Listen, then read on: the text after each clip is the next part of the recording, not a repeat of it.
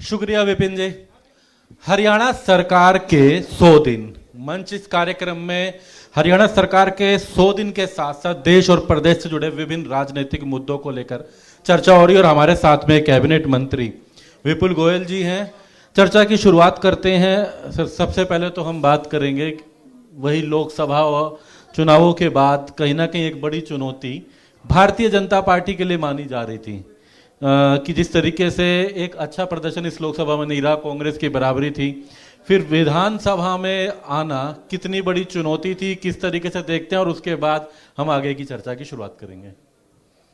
देखिए, जो लोकसभा चुनाव था उसके जो परिणाम आए थे वो परिणाम जिस तरीके से और जिन तथ्यों पर थे, बिल्कुल ही झूठ परोसने का काम उन्होंने देश की जनता को किया। और एक भानुमति का कुनवा कहते हैं ना, कोई विचार नहीं, कोई नीति नहीं, सिर्फ एक जुड़ाव इकट्ठे होकर लोगों को भ्रमित करने का काम किया कि मोदी जी को हटाना है। तो उसमें वो कुछ दूरी तक चल पाए और उन्होंने देश की जनता को भ्रमित करने का काम किया। लेकिन जब विधानसभा चुनाव आते आते वो पर्दा हट गया, क्योंकि उनका झूठ इस कदर सामने आया लोगों के कि दलितों का आरक्षण हम लोग वापस ले लेंगे, और महिलाओं को जो उन्होंने पेंशन देने की बात की वो सब के अंदर भी वो लोग किसी भी तरीके से अपने आप को सक्षम नहीं करा पाए। तो इसलिए एक विधानसभा चुनाव आते आते लोग समझे और उन्होंने कहा कि भारतीय जनता पार्टी, जिसकी कहनी और करनी में कोई फर्क नहीं है, और भारतीय जनता पार्टी का दामन थामने का काम किया। और एक बहुत अच्छा जो नेतृत्व नायब सैनी जी के रूप में, एक सरल स्वभाव वाला व्यक्तित्व जब लोगों के सामने आया, तो मैं समझता हूँ ये परिणाम अभूतपूर्व थे आपके सामने। चलिए, सरकार बनी, तीसरी बार ये मौका मिला, लेकिन अब तीसरी बार मौका मिलने के बाद 100 दिन पूरे हो चुके हैं, हम उससे आगे बढ़ चुके हैं।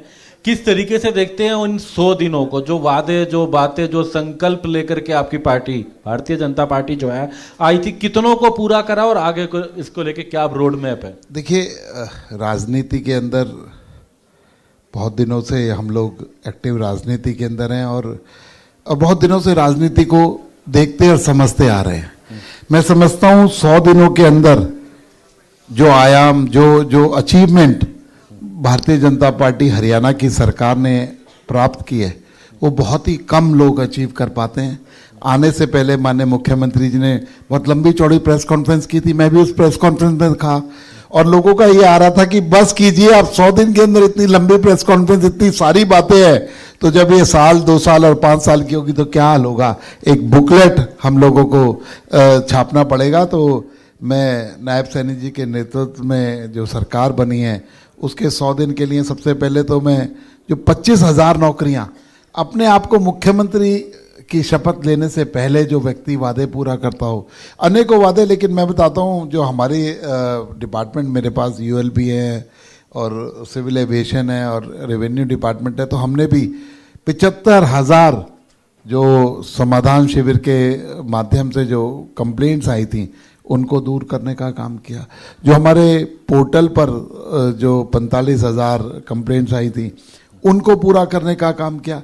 उसके अलावा हमने एक बहुत बड़ा जो एक बिल, जिसको कि विधानसभा के अंदर सर्वसम्मति से पास किया, टेनेंसी बिल, वो बिल लाने का काम किया। और अनेकों, अगर गिनवाने लगे तो अनेकों जो काम है वो करने का काम किया। आपको सब लोग बता चुके हैं, इसलिए 100 दिनों को बार बार दोहराने की बजाय 100 दिन निकल चुके हैं। हम आगे की ओर चलें और काम करें। आगे की ओर चलें, हम एक बात करते हैं, आप ये विभाग से जुड़ी बात करें।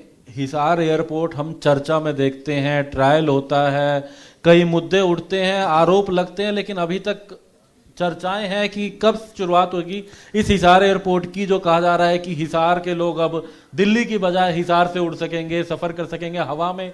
कब धरातल से हवा की ओर ये सफर होगा? आने वाले जल्दी कुछ ही महीनों के अंदर, क्योंकि एक उसके अंदर लाइसेंस जो सेंट्रल गवर्नमेंट से आता है उसकी पेंडेंसी थी। मैंने आने के बाद पूरा डिपार्टमेंट को रिव्यू किया, वो लाइसेंस जल्द ही हम लोगों को अब मिल जाएगा। अगले 15-20 दिनों में उम्मीद है कि सारी बाकी की सारी की जितनी भी उसके लिए नियमावली थी सब पूरी कर ली गई है।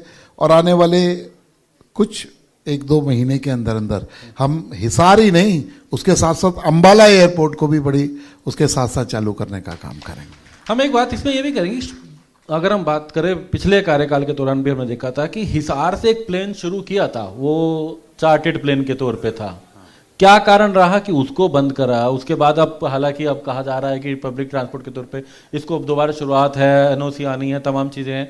उसके पीछे क्या कारण था, क्यों इतना लंबा समय लगा उसमें? क्योंकि ये पट्टी तो कब की देखिए, वो जो कार्यक्रम था उसके बाद लोकसभा चुनाव थे, फिर विधानसभा चुनाव थे और इस लोकतांत्रिक व्यवस्था में जब चुनाव आते हैं सरकार का काम थोड़ा सा डिस्टर्ब या पेंडेंसी पर तो आता ही है, एक स्वाभाविक प्रक्रिया है। लेकिन अब उसमें बड़ी तेजी है और हम और आगे चल रहे हैं। दोनों एयरपोर्ट का रेगुलर हम लोग तो कब तक कहें इसको, अगर हम बात करें तो कब तक कैसा हो सकता है? मैं एग्जैक्ट डेट तो नहीं दे पाऊंगा, लेकिन आने वाले 2-3 महीने के अंदर हम इसे शुरू 2-3 महीने के अंदर। एक और बात की जाती है कि एक हेलीपैड जगह जगह इसको लेकर के, गुरुग्राम की बात भी थी, फरीदाबाद भी के अलग क्षेत्र, उसको लेकर के क्या कुछ रोड मैप है? बिल्कुल, ये सरकार आने के बाद हम लोगों ने मुख्यमंत्री जी से सलाह करके इस बात को अनाउंस किया था कि गुरुग्राम से, फरीदाबाद से, चंडीगढ़ से हम हेली टैक्सी शुरू करेंगे शुरुआती तौर पर, और फिर इसे बढ़ाने का काम करेंगे, चाहे करनाल में हो, चाहे पिंजौर से हो, चाहे हिसार से हो, हेली टैक्सीज को चलाएंगे। हमारे हरियाणा के लोग खाटू श्याम जाने का काम और जो बालाजी जाने का काम है हमारे यहाँ से लोगों का निरंतर रहता है, तो गुरुग्राम से, हिसार से उसके लिए हेली टैक्सी चलाएंगे। और इसके अलावा गुरुग्राम और फरीदाबाद से चंडीगढ़ के लिए हेली टैक्सी चलाएंगे, चंडीगढ़ से हिसार के लिए भी हेली टैक्सी चलाने का प्रोविज़न है। उसके लिए आरएफपी तैयार हो रहा है। हम लोग जितने भी प्राइवेट ऑपरेटर्स हैं उन लोगों से उन निविदाएं मांगेंगे और जो उसको जल्दी ही शुरू करने का काम करें। एक आपके पास विभाग, अगर बात करें यूएलबी जो है निकाय विभाग, अगर हम बात करें, हालांकि चुनाव आयोग ने अब नगर निगम चुनावों का ऐलान करा है, कुछ देरी से हुआ, कुछ नहीं काफी देरी भी कहेंगे, मानेसर जैसे में 4 साल। खुद आप फरीदाबाद की बात करें तो वहां पर भी शायद 2022 में पूरा हो गया था, गुरुग्राम में भी ऐसे हालात। तो ये कहा जाता है कि निकाय चुनाव नहीं हुए, इसके कारण नगर निगम में विकास जो होना चाहिए था, जो डेवलपमेंट होनी चाहिए थी, उसमें दिक्कत आई थी। फिलहाल किस तरीके की परिस्थितियां देखते हैं? क्योंकि एक बड़ी चुनौती, उसका विभाग आपके पास था, लेकिन उनका कहना है कि कई जगहों पे कर्मचारियों का रोज, पार्षदों की आवाज ना उठना, इसका खमियाजा उनका कहना नुकसान हो सकता है। अर्बन लोकल बॉडी एक बहुत बड़ा डिपार्टमेंट है और मैं समझता हूँ हरियाणा की 50% से ज़्यादा जनता को छूने का काम करता है, उनके जिंदगी में बेटरमेंट लाने का काम यूएलबी डिपार्टमेंट करता है। तो छोटी मोटी प्रॉब्लम्स, कभी कर्मचारियों के प्रॉब्लम, चुनाव ना होना, क्योंकि मैन पावर, एक पॉलिटिकल विल, छोटी सरकार उस डिस्ट्रिक्ट में ना होना, उसका भी फर्क पड़ता है। क्योंकि सरकार से मतलब जब भी राजनीतिक लोग उसे देखते हैं तो उनको कहीं ना कहीं परफॉर्म करने का एक प्रेशर होता है कि हमें अगले चुनाव में जाना है तो परफॉर्म करना है। ये सब बातें भी रही, लेकिन सब चीज़ अब अंडर कंट्रोल है। 34 निकायों पर चुनाव होने हैं और 34 के 34 जो निकाय चुनाव हैं उन्हें भारतीय जनता पार्टी जीतने भी जा रही है और बहुत अच्छे तरीके से जो यूएलबी डिपार्टमेंट है टेकअप कर चुका है और तेजी से हम उसे विकास की ओर ले जाने का काम करेंगे। बात कर रहे थे, आप ऑनलाइन की बात कर रहे थे, भारतीय जनता पार्टी पर एक बड़ा आरोप विपक्ष लगाता है कि पोर्टल की सरकार है, ये दिक्कतें होती हैं। नगर निगम की बात करें, इसमें पोर्टल सुविधाएं बेहतर हो, इसको लेकर क्या कुछ किया, क्या प्लानिंग है? देखिए, लोकतंत्र के अंदर कौन सी योजना अच्छी है, कौन व्यक्ति अच्छा है, किस पार्टी की नीति अच्छी है, ये सब जनता तय करती है। और अभी हमने 100 दिन पहले, 120 दिन पहले चुनाव के अंदर गए थे और जनता ने भारी मतों से भारतीय जनता पार्टी को जिताने का काम किया, जिसको विपक्ष पोर्टल की सरकार कहता है। उस पोर्टल पर ठप्पा लगाने का, उस पोर्टल को सराहने का काम हरियाणा की जनता ने किया है, क्योंकि पोर्टल से मतलब लोगों को ईज देना और जितना भी गवर्नमेंट और पब्लिक के बीच में भागीदारी व्यक्ति की फेस टू फेस होने की बजाय ऑनलाइन करके हमने किसी ना किसी तरीके से काम को ज़्यादा तेजी से करने का और एक भ्रष्टाचार को कम करने का हर उसमें प्रयास किया है और उसमें काफ़ी हद तक हम लोग सफल भी हो। ये नहीं कहता कि मैं 100% सफल हो गए, लेकिन काफ़ी हद तक सफल भी हो और ये प्रयास निरंतर जारी है और हम इस पर काबू पाकर रहेंगे। आपने कहा भ्रष्टाचार पर नियंत्रण करने का काम किया, आपका एक विभाग ऐसा है, राजस्व बात करें, एक लिस्ट बहुत आती है, उसमें अभी पटवारियों की भी आई, करप्ट कहा गया, उनके साथ में कई काम करने वाले पटवार भवन में ऐसे लोग हैं जो काम कर रहे हैं, उनकी सूची जारी की गई थी। इस पर कैसे और नियंत्रण होगा, ये आखिर क्यों आते हैं? आपको इस बात की सराहना करनी चाहिए। आज तक कभी ऐसा हुआ? तो विपक्ष को और करनी उस पर सरकार ने अंकुश लगाने का काम किया ना। सरकार ने किसी जो चीज की कमी है उससे हम पीछे तो नहीं हटे ना, उसको कंट्रोल करने का काम किया ना। जो एक घाव है या जो एक कहते हैं ना मर्ज है, उसको दूर करने का काम भी तो सरकार ही कर रही है। तो उसको हमने अपने आप ही किया और उस पर कंट्रोल करने का पूर्ण रूप से प्रयास कर रहे हैं। चाहे तहसीलदारों की बात हो, चाहे पटवारी की बात हो, लोगों को किसी तरीके की दिक्कत ना हो, वहां पर जो भ्रष्टाचार के अंदर ना रहे, ऐसा प्रयास सरकार का माननीय नायब सैनी जी का है, उस और काम कर रहे हैं। लेकिन इसमें ये नहीं कि किसी व्यक्ति को प्रताड़ित करना है या किसी व्यक्ति पर गलत आरोप लगाने हैं। उनको देखकर चेक करके पूरा का पूरा एग्जामिन करने के बाद ही उनका जो है दोष जब निर्धारित हो जाता है उसके बाद उस पर दंड देने का। ये प्रश्न मैंने इसलिए भी पूछा कि सामने अर्जुन चौटाला बैठे हैं, इंडियन नेशनल लोकदल से विधायक हैं, वो भी बार बार यही कह रहे थे। उनसे भी जब पूछा गया तो कहते हैं कि भ्रष्टाचार पर अंकुश नहीं है। वो बार बार ये बात कहते कुछ नजर नहीं आया सरकार में। ये बात हालांकि कांग्रेस ने भी कही, तो कैसे विपक्ष आखिर क्यों सहमत नहीं हुए? देखिए, विपक्ष अगर सहमत हो जाएगा तो उन्होंने अपनी दुकान बंद करनी है क्या? भाई विपक्ष तो हमारे खिलाफ ही आरोप लगाएगा। अगर सराहना करेंगे तो फिर लेकिन जब पर्सनली हम लोग बैठते हैं, वो कहते हैं अच्छा काम है। विधानसभा की लॉबी के अंदर भी हमारी जब बैठकर चर्चा होती है, और विपक्ष का ऐसे कहते रहना एक सकारात्मक बात है कि जगाए रखना, अगर कि भाई और प्रयास कीजिए, और प्रयास कीजिए, प्रयास और ज्यादा होने चाहिए। तो ये उनका सकारात्मक रुख समझते हैं हम तो इसे, कि अच्छी बात है कि सरकार को हमेशा जगाते रहते हैं, बताते रहते हैं कि और बेटर करना चाहिए।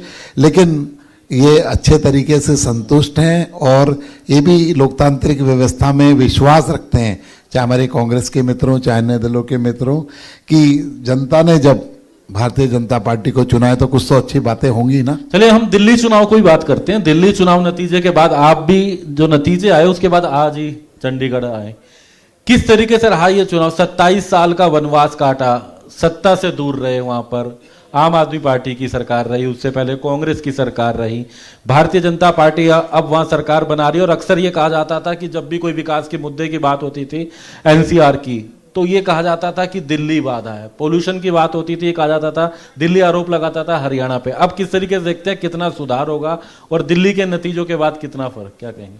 देखिए, दिल्ली पिछले अनेकों सालों से एक व्यक्ति जो झूठ परोसने का काम, आरोप लगाने का काम, अपने आप को आम आदमी पे कहकर एक शीश महल में रहने वाला व्यक्ति और करोड़ों लोगों की जान से खिलवाड़ करने वाला व्यक्ति, उसने तो राजनीति के तहत ये भी आरोप लगा दिया कि जो हरियाणा है यमुना से जहरीला पानी देता है। अरे भाई, उसे देश के प्रधानमंत्री पीते हैं, देश के राष्ट्रपति पीते हैं, देश का कैबिनेट पीता है, करोड़ों लोग, और उसके बाद वो पानी हरियाणा के अंदर भी जाता है। सिर्फ राजनीति करें, ये आरोप ना लगाएं। इतना बड़ा संगीन आरोप, डिजास्टर का काम करने का काम किया।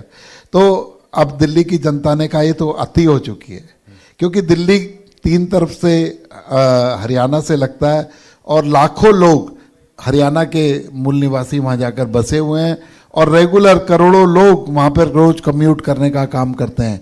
तो उन्हें अच्छे तरीके से पता है कि हरियाणा के अंदर क्या है, दिल्ली के अंदर क्या है। वो लोग अब ऊब चुके थे, कितने बहाने बनाओगे, कितने आरोप लगाओगे, धरातल पर कुछ करके दिखाओ। कहते कुछ हो, करते कुछ हो।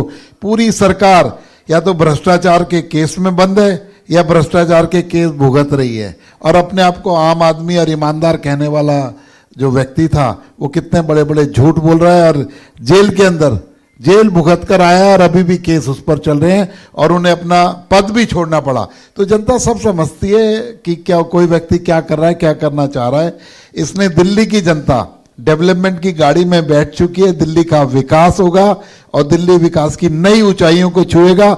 माननीय प्रधानमंत्री जी ने भी बताया ना अभी कि हर बार में बहाने बनाने की बजाय अब दिल्ली के अंदर काम होगा। हम बात करेंगे नगर निगम चुनावों का भी, अब क्योंकि ऐलान है दिल्ली के चुनाव के बाद कितना फर्क इस मानते हैं पड़ेगा, बड़ी चुनौती। हम बात कर रहे थे पहले भी कि लेट तो हुए, लेकिन अब निकाय चुनाव में किस तरह देखते हैं? आपके सामने कांग्रेस भी है, आपके सामने इंडियन नेशनल लोकदल भी है, तमाम दल हैं अपनी अपनी तैयारियों के साथ इन चुनावों में आएंगे। कितना सरल मानते हैं इसको? अभी मेरे कुछ कांग्रेस के मित्रों से मेरी बात हो रही थी, मैं आपके चैनल पर आ रहा था। वो कह लगे मंत्री जी हमने तो मीटिंग में कहा है कांग्रेस को चुनाव सिंबल पर नहीं लड़ना चाहिए क्योंकि इज्जत बचानी बहुत मुश्किल हो जाएगी। तो इसलिए आने वाले दिनों में 34 निकाय जो चुनाव है उसमें भारतीय जनता पार्टी जीत दर्ज कराएगी और हरियाणा के अंदर ट्रिपल इंजन की सरकार बनेगी। डबल इंजन की तो है, ट्रिपल इंजन की सरकार बनेगी और नायब सैनी जी के नेतृत्व में हरियाणा तेज गति से। कांग्रेस का डेलीगेशन आज चुनाव आयोग से भी मुलाकात कर रहा है। 3 बजे का समय है, कुछ देर के बाद उनको मुलाकात करनी है और मुद्दा है कि ये ईवीएम की गड़बड़ी, उनको विश्वास नहीं है। कहते हैं हर विधानसभा में भी ऐसा हुआ, निकाय चुनाव में भी डर है। उनका आरोप है, ये उनका कहना है कि ये अब बैलेट पेपर पे चुनाव होना चाहिए। इन कांग्रेसियों को कहो थोड़ा ऑनलाइन हो जाया करें, थोड़ा ऑनलाइन में विश्वास करें। अरे पड़ोस के अंदर ही अभी निगम चुनाव होके चुके हैं उत्तराखंड के अंदर, वहां पर बैलेट पेपर पड़े हुए हैं, थंपिंग मेजोरिटी से भारतीय जनता पार्टी जीती है। तो वहां पर ही क्या कर लिया? अरे कुछ तो थोड़ा रखो। इसलिए ऑनलाइन से इतनी नफरत ना करो, ऑनलाइन न्यूज ही पढ़ लिया करें, डाटा देख लिया करें कि वहां पर एक मेजोरिटी के अंदर भारतीय जनता पार्टी जीती है बैलेट पे भी करके। जब झारखंड के अंदर इनकी सरकार बनती है, जब तेलंगाना के अंदर इनकी सरकार बनती है तो ईवीएम ठीक थी और जब हारते हैं तो ईवीएम गलत थी। अरे कुछ तो रखो, कितनी बार इस राग को लापोगे? तो इसलिए जनता सब जानती है, वो बेचारे अपनी इज्जत बचाना चाह रहे हैं। किसी तरीके से ऐसा हो जाए कि इतनी बड़ी हार का ठिकरा हम पर ना फूटे। पहले भी बड़े बड़े वादे किए थे, 10 दिन पहले तैयारी हो गई थी, लोगों को डिपार्टमेंट बांट दिए थे, अधिकारियों को स्टेशन बांट दिए थे कि भाई हमारी सरकार आ गई है। तो इसलिए अब की बार उन लोगों ने एक नया रास्ता देखा है, सिंबल पे चुनाव ना हो, बैलेट पे चुनाव ना हो, भाई किसी पे चुनाव करा लेना, भारतीय जनता पार्टी ने जीतना है और भारतीय जनता पार्टी जीत। चलिए 2 तारीख को जब निकाय के चुनाव हो जाएंगे, उसके बाद 7 तारीख से उम्मीद है, अभी तारीख हालांकि तय होनी है, बजट सत्र की शुरुआत होनी है।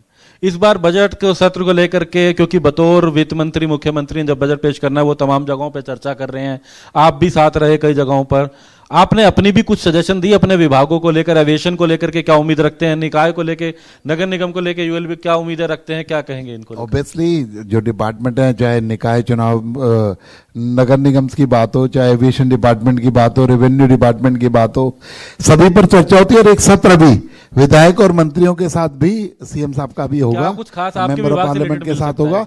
लेकिन आप ये बजट, प्री बजट पहले ही अगर सब बता देंगे तो बजट का अट्रैक्शन क्या रह जाएगा? जब मुख्यमंत्री जी बजट पढ़ेंगे, बजट सुनाएंगे तो अपने आप में एक बहुत ही कहते हैं ना लाभकारी, परोपकारी और हरियाणा को आगे ले जाने वाला बजट होगा। आपने अभी देश की सरकार का भी बजट देखा, कभी इतिहास के अंदर इतना अच्छा बजट कि जो लोग कब से डिमांड करते थे 50,000 लाख रुपए इनकम बढ़ा दी जाए, जो इसमें टैक्स से छूट हो, सरकार ने 12 लाख रुपए का, एक मीडियोकर लोग जो बार बार कंप्लेन करते रहते थे और एक जो हमारा नौकरी पेशे वाला वर्ग है उस सबको कितनी बड़ी राहत देने का काम किया, महिलाओं को कितनी बड़ी राहत देने का काम किया, युवाओं को स्टार्टअप में कितनी बड़ी राहत देने का काम किया। तो इसी तरीके से हरियाणा का भी बजट होगा और हरियाणा की जनता के लिए बहुत ही लाभकारी बजट ऐसा होगा। आप देखिए ना मुख्यमंत्री जी हर डिस्ट्रिक्ट में जा जाकर, हर एसोसिएशन से, इंडस्ट्री एसोसिएशन से, डॉक्टर से, एजुकेशनिस्ट से, सबसे जाके बात कर रहे हैं और कि किस तरीके से हरियाणा का बजट अच्छा हो, हरियाणा को आगे ले जाने वाला हो और सर्वस्पर्शी हो, कि समाज के हर व्यक्ति को छूने का काम बजट करे। ऐसे बजट की तैयारी होने जा रही है और ऐसा मुझे उम्मीद है कि बहुत ही अच्छा बजट नायब सैनी जी अपने पहले उसमें कार्यकाल में लेकर आएंगे। एक चर्चा कुछ अलग भी बात करें, एक गीत आजकल आप 3 मंत्री का ये दोस्ती के गीत आते हैं, क्या कुछ खास नजर आ रहा है? ये तिकड़ी की बात की जाती है, सोशल मीडिया पे भी बहुत वायरल हो रहे हो। इसका राजनीति से कोई लेना देना नहीं है, ये तो उससे अलग है। जब कोई फंक्शन, पर्सनल फंक्शन होते हैं, किसी व्यक्ति का बर्थडे हो, किसी के घर में शादी हो, तो इस तरीके का होता ही है। इसे बहुत लाइट मोड पर लिया जाए क्योंकि हम लोग बचपन से दोस्त हैं, स्कूल फ्रेंड हैं हम लोग, हम स्कूल में एक साथ पढ़े हैं। तो जब स्कूल के दोस्त इकट्ठे होते हैं तो चाहे कोई भी व्यक्ति हो, स्वाभाविक है इस तरीके की बातें होती है और एक खुशनुमा माहौल के अंदर इस तरीके की बातें, इसका किसी तरीके का और कोई हमारा मतलब नहीं है। चलिए धन्यवाद। समय आपको भी कई और व्यस्तताएं हैं, उस पर आगे और भी मुद्दों पे लगातार चर्चा रहेगी। मंच में हमने कई मुद्दों को लेकर चर्चा करी। हालांकि इन्होंने कहा बजट को लेकर के कि काफी बेहतरीन बजट होगा और इसमें कहीं ना कहीं लोग भी देखना चाहते हैं। विपक्ष कह रहा है कि अभी तक कुछ मिला नहीं, लेकिन तीसरा कार्यकाल है, क्या कुछ योजनाएं, क्या सोच है, जो वादे थे कितने होंगे। इनका कहना है कि लोगों को सोच रख के, उनकी बातें सुन करके अब एक बजट तैयार किया गया है। जल्द जो बजट सत्र में नजर आएगा। तो फिलहाल इस चर्चा के लिए इतना ही। बहुत बहुत धन्यवाद। वक्त एक छोटे से ब्रेक का है। ब्रेक के बाद अगले सत्र की ओर बढ़ेंगे। धन्यवाद। बहुत शुक्रिया दीपक जी, और बहुत शुक्रिया कैबिनेट